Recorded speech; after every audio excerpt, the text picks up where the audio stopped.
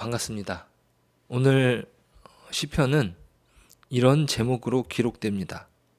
10사람이 사울에게 이르러 말하기를 다윗이 우리가 있는 곳에 숨지 아니하였나이까 하던 때에. 자, 이렇게 제목에서 말해주는 것처럼 10사람들이 다윗이 숨어 있는 것을 사울에게 고발하던 때에 지어진 것입니다. 성경에서는 10사람들이 어떻게 다윗을 고발했는지 그 내용이 두 번 기록됩니다. 먼저는 사무엘상 23장인데요. 사울을 피해서 이리저리 도망을 치던 다윗 주변으로 사람들이 몰려듭니다. 400여 명의 사람들이 다윗 주변으로 모이게 됩니다. 그런 배경은 사울의 다윗을 쫓는 상황 속에서 이루어지는 것이죠. 사울이 자신의 나라를 통치하지 못하는 상황 속에 억울한 사람들, 또 도움이 필요한 사람들, 그 사람들을 제대로 돌보지 않는 현실 속에서 다윗에게 그런 사람들이 많이 모였던 것입니다. 자, 그렇게 숨어 지내면서도 사람들을 돌보는 어떤 그런 현실 속에서 블레셋 사람들이 그 일날을 괴롭힌다, 그 일날을 쳐서 타작마당을 탈취한다라는 소식을 듣게 됩니다. 다윗은 비록 사울을 피해서 도망을 다니는 처지였지만 이스라엘의 왕으로 기름을 부은 사람이었습니다. 자, 그러니까 다윗이 하나님께 묻는 것이죠. 하나님, 제가 가서 그들을 도와야 됩니까? 이렇게 기도하는 배경은 자신이 쫓기는 상황에 있었다는 것입니다. 만약 그들을 도우러 갔다가 사울에게 그 소식이 알려지게 된다면 자기가 여기 있다고 알리는 것이나 마찬가지였기 때문입니다. 그러면서 다윗과 함께한 사람들도 반대하는 것이죠. 아니, 그곳에 가시면 위험해집니다.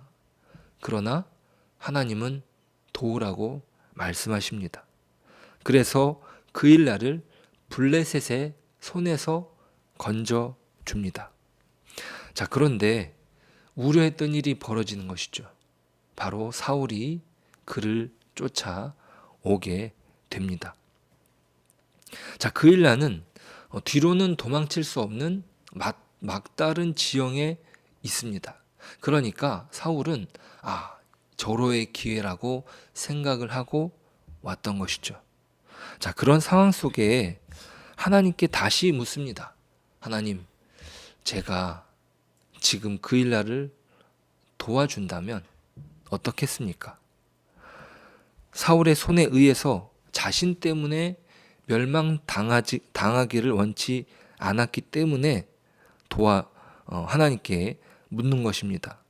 만약 그 일날 사람들이 자신을 배반하지 않는다면 어떤 승산이 있을 것이라 생각을 했던 것이죠.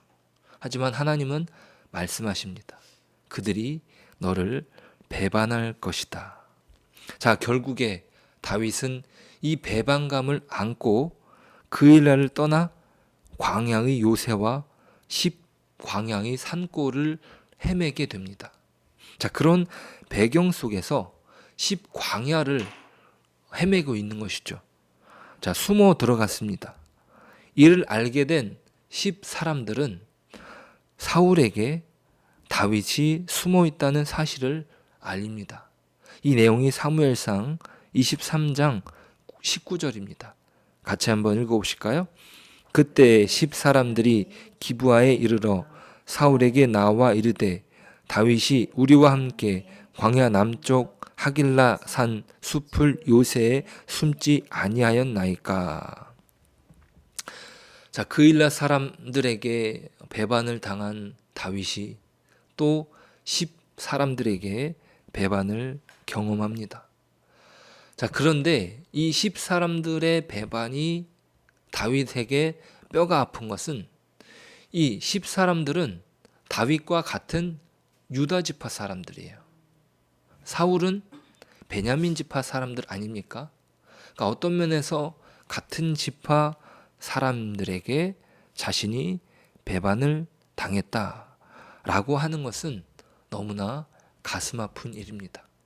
자, 그런데 이 배반이 한 번으로 그치지 않았습니다. 10사람들은 또 그 이후에 이 사실을 알리게 되는데 하길라 산에 숨었을 때입니다. 사무엘상 26장 1절이에요. 10사람이 기브아에 와서 사울에게 말하여 이르되 다윗이 광야 앞 하길라 산에 숨지 아니하였나이까 하매. 자기는요, 자기 지파뿐만 아니라 자기 백성을 사랑하여 이방 사람들의 원수에서부터 그들을 구원해 주었어요. 자, 그런데 그 사람들에게서도 배반을 당하게 된 것입니다. 자, 그런 현실 속에 다윗이 기도한 것이죠. 1절은 이렇게 기도합니다. 하나님이여, 주의 이름으로 나를 구원하시고 주의 힘으로 나를 변호하소서. 자, 이렇게 기도하는 가운데 그가 주의 이름으로 기도한다라는 사용을 표현합니다. 여러분, 이런 상황 속에서 어떻게 기도할 수 있겠습니까? 오히려 하나님을 원망하지 않겠습니까? 하나님, 아니 그일라가 배반할 것 같으면 저한테 그들을 돕지 말라고 하셨어야 되는 거 아닙니까? 하나님은 충분히 저를 막으실 수 있으실 텐데, 아니 그들이 망하는 걸 그냥 보셔도 될 텐데 이렇게 기도하지 않았겠습니까? 그런데 다윗은 주의 이름으로 구원해 달라고 기도합니다. 다윗에게 있어서 기도를 하는 근거는 바로 주의 이름입니다. 다윗에게 그 이름은, 히브리 사람들에게 한 사람의 이름을 말하는 것은 그 사람의 인격과 성품과 그 사람이 살아가는 모든 삶을 의미한다라고 말할 수 있습니다. 자, 그런 면에서 다윗은 주의 이름으로 기도한다라고 하는 것은 하나님의 능력과 하나님의 성품을 따라서 자신을 구원해 달라고 기도하는 것입니다. 자, 그러니까 자신의 감정에 함몰되어서 그가 하나님께 호소하는 것이 아니라 자기에게 지금까지 선을 베푸신 하나님이심을 그가 믿었기에 지금 자신을 구해달라고 기도하고 있는 것입니다. 10사람들은 다윗을 2번이나 배신하면서 그 이름이 배반의 이름으로 갖게 되었던 것이죠. 하지만 다윗에게 있어서 하나님의 이름은 언제나 믿을 수 있었던, 언제나 신뢰가 되었던 그 이름이었습니다. 그러니까 다윗은 그 이름으로 구원하여 주시길 구하는 것이죠. 다윗은 또 이어서 주의 힘으로 나를 변호해 주소서라고 구합니다. 자신의 힘으로는 해결할 수 없음을 고백하는 것이죠.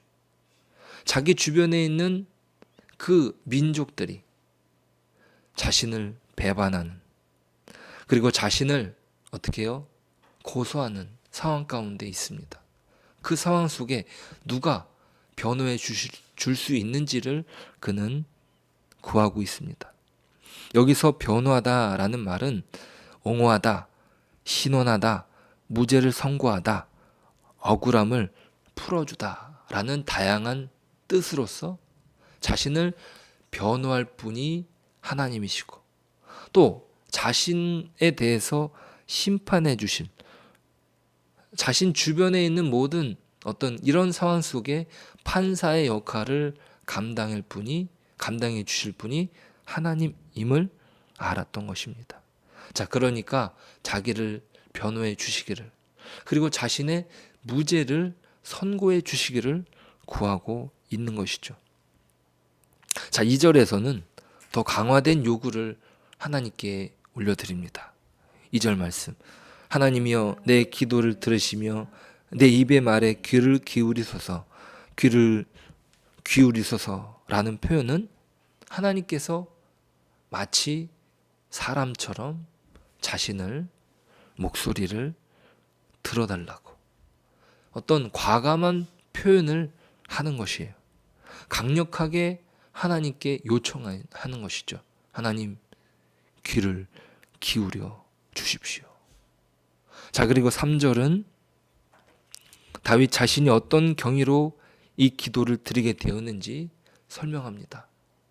낯선 자들이 일어나 나를 치고 포악한 자들이 나의 생명을 수색하며 하나님을 자기 앞에 두지 아니하였음이니이다. 자, 여기에서 낯선 자와 포악한 자들은 같은 사람들입니다. 그들은 하나님을 자기 앞에 두지 아니한 자들입니다. 낯선 자라는 표현은 일반적으로 이방인을 가리키는 표현입니다.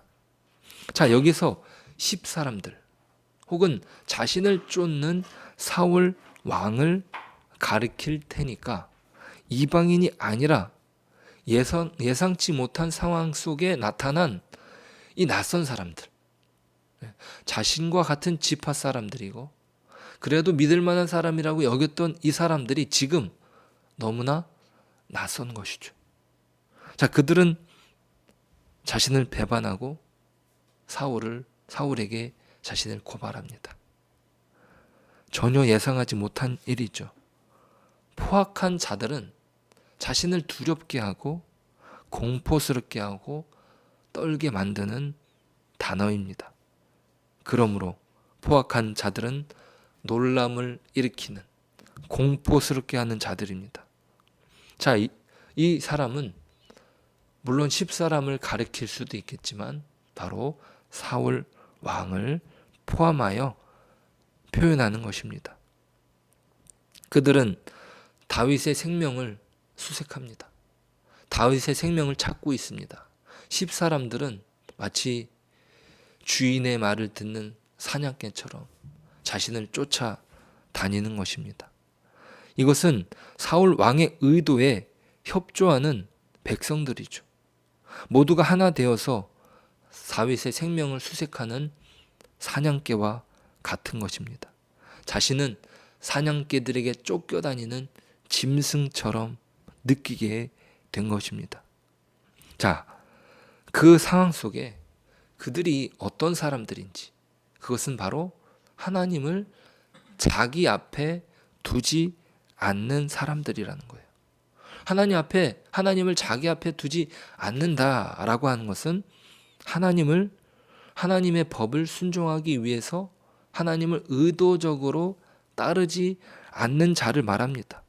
하나님을 두려워하지 않으며 하나님을 의식하지 않으며 살아가는 사람들의 모습이 이렇게 포악해진다라고 하는 것을 말하고 있는 것이죠. 자, 그러니까 사람보다 하나님을 두려워한 사람이 있었다면 사울의 말대로 쫓아다니지 않았을 텐데 그들은 하나님보다 사람을 더 두려워했던 것입니다. 자, 이것은 사람이 살아가는 근본 원리를 다루고 있는 것이죠. 하나님을 경외하는 것이 우리의 삶의 근본인가? 그렇지 않다면 우리는 불의해지고 포악해질 뿐입니다. 오늘 다윗이 그것을 기도하며 하나님께 나아가고 있습니다. 내가 이런 상황 속에 하나님 앞에 나아갑니다. 하나님을 신뢰합니다. 하나님을 믿습니다라고 나아가는 것이죠. 하나님을 신뢰하지 못할 때 그 포악함을 그는 여실히 느끼고 있는 것입니다. 자, 4절로 가면 기도의 분위기는 반전을 이룹니다. 바뀌게 돼요. 4절이요. 하나님은 나를 돕는 이시며 주께서는 내 생명을 붙들어 주시는 이시니이다. 자, 바로 이 구절이 오늘 54편의 핵심 구절이라고 말할 수 있습니다. 1절부터 3절까지는 자신의 상황을 하나님께 간절히 구했고 자신을 구원해 주시고 자신을 변호해 달라고 말합니다. 그런데 4절에서는 더 이상 간구하지 않습니다. 여기서는 하나님을 향하여 자신의 확신을 분명히 나타냅니다. 그는 하나님은 나를 돕는 이시다라고 선언합니다. 주께서는 내 생명을 붙들어 주시는 분이시다라고 선포하는 것이죠. 이것이 다윗의 신뢰를 보여주는 것입니다. 자, 이것은요, 오늘 우리 개역개정에서는 이 부분이 나와 있지 않는데 히브리어에서는 분명히 기록되는 표현이 있습니다. 그 표현은 보라라는 표현이에요. 자, 그러니까 하나님의 구원, 하나님의 역사를 보라. 왜요? 하나님은 자신을 구해 주실 것이다 라는 확신 속에서 이 말을 하는 것입니다. 자, 이런 어떤 분위기를 담은 우리말 성경이 있습니다. 우리말 성경이라는 어떤 해석에서는 이렇게 번역했는데요. 보십시오. 하나님은 나를 돕는 이시며 여호와는 내 영혼을 붙들어 주시는 분입니다. 자, 그러니까 분명히 하나님은 자신을 돕는 분이시다. 그러니까 영어 성경에서도 이 부분을 surely라는 단어로 표현했습니다. 분명하게 하나님은 나를 도우신다. 그 확신 속에 기도하는 것이죠.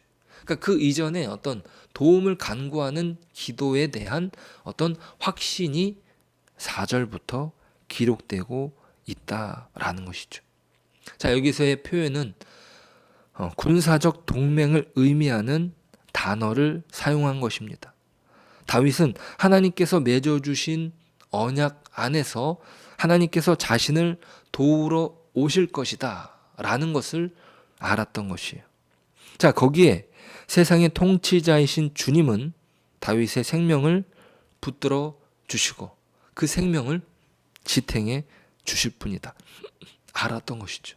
왜요? 하나님께서 그 일날을 도우라고 하신 분도 하나님이시고 또 그들이 배반할 것을 하나님 미리 알려주셨어요. 자, 그런 상황 속에 하나님을 의지하는 것입니다. 그 모든 자신의 생사화복이 하나님에게 달려있다. 사람에게 있지 않다라는 것을 그는 분명히 깨달았던 것입니다. 자, 이것이 5절로 이어집니다. 주께서는 내 원수에게 악으로 갚으시리니 주의 성실하심으로 그를 멸하소서. 다윗을 도우시는 하나님께서는 다윗의 원수에게 악으로 갚으십니다. 그 원수를 가만히 내버려 두지 않으시는 거죠. 악으로 갚으십니다. 그것을 알았기에 이것을 확신하는 다윗은 하나님께 구합니다. 주의 성실하심으로 그들을 멸하소서. 여기서 다윗은 주의 성실하심으로 라고 말합니다. 주의 이름으로, 주의 힘으로, 주의 성실하심으로. 자, 하나님께 그가 간구하는 근거는 뭐예요? 하나님의 고유한 본질, 하나님의 속성, 하나님의 성품을 붙잡고 나아가는 것이죠. 자, 이것이 우리가 기도하는 기도의 근본입니다. 우리의 감정으로 하나님께 나아가기도 하지만 우리의 상황 속에서 우리가 하나님께 기도할 수밖에 없지만 그런 상황 속에 붙들어야 된 것은 무엇입니까? 바로 하나님은 여전히 나와 함께 하신다. 내 상황이 모든 것을 말해주는 것이 아니다 라는 확신 속에서 하나님의 이름을 구하는 것이고 하나님의 주의 힘을 구하는 것이고 주의 성실하심을 구하는 것입니다. 우리는 그렇게 기도하는 것입니다. 자, 이 기도가 어떻게 응답됩니까? 사무엘상 23장 27절부터 잠깐 보실까요? 없어요? 제가 읽겠습니다. 전령이 사울에게 와서 이르되 급히 오소서 블레셋 사람들이 땅을 침노하나이다. 이에 사울이 다윗 쫓기를 그치고 돌아와 블레셋 사람들을 치러 갔으므로 그곳을 셀라하마 느곳이라 칭하니라. 다윗이 거기서 올라가서 엔게디 요새에 머무니라. 하나님은 다윗의 간구를 따라 응답하십니다. 그의 확신대로 일하셨습니다. 자, 우리의 인생에도 동일합니다. 하나님이 응답하실 것입니다. 그 응답하시는 때는 언제인지 우리는 알 수 없습니다. 하나님의 선하신 뜻대로, 하나님의 이름대로 하나님은 역사하실 것입니다. 그 이후에 다윗이 감사하며 기도할 때 하나님의 이름을 구합니다. 그 이름, 그 성품 안에 하나님은 하나님의 백성에게 역사하는 것이죠. 자, 문제는 우리가 그 하나님을 신뢰하며 나아가는가? 오늘 다윗이 분명히 하나님은 역사하십니다. 그의 상황 속에서는 분명하지 않을 수 있습니다. 그의 상황 속에서는 불확실할 수 있었습니다. 하지만 그는 하나님의 분명하신 성품을 붙잡고 나아갔습니다. 그때 하나님의 역사가 그에게 이루어진 것이죠. 오늘 우리도 우리의 상황은, 우리의 현실은 분명하지 않을 수 있습니다. 더 깜깜하고 어떻게 우리가 살아가야 될 것인가 라는 어떤 의문 가운데 휩싸일 수 있습니다. 다윗이 경험했던 그 배반의 감정을 우리도 가질 수 있습니다. 왜 그렇습니까? 우리의 현실이 그렇기 때문입니다. 그 상황 속에 하나님을 더욱 분명히 붙잡고 나아가는 우리의 믿음이 필요한 가운데 있습니다. 자, 그런 상황 속에 우리는 예수님을 보아야 될 줄 믿습니다. 예수님은 배반당하셨죠. 제자들에게 배반당하시고 그 이스라엘 백성들에게 호산나 다윗의 왕이여 우리에게 오소서라고 환영하던 그 이스라엘 백성들이 예수 그리스도를 십자가에 못 박습니다. 또 예수님은 그 십자가에서 엘리 엘리 라마 사막다니 나의 하나님 나의 하나님 어찌하여 나를 버리시나이까 라고 외치셨습니다. 그 배신, 그 배반의 상황 속에 예수님이 몰리시는 가운데 순종했던 것은 무엇입니까? 바로 하나님의 뜻과 하나님의 선하신 사랑을 의지하여 순종의 길로 나아갔던 것입니다. 오늘 우리의 삶이 오늘 기도처럼 하나님의 이름을 붙잡고 하나님의 힘을 붙들고 하나님의 역사를 하나님의 그 능력을 붙잡고 나아가는 또 그리하여 하나님의 은혜가 우리에게 임하여 주님의 사람으로 주님의 백성으로 살아가는 저와 여러분 되시길 소망합니다. 기도하겠습니다. 하나님, 우리의 기도는 우리의 현실 속에 머물지 않습니다. 우리의 현실은 우리로 기도하지 못하게 만들고 우리로 절망하게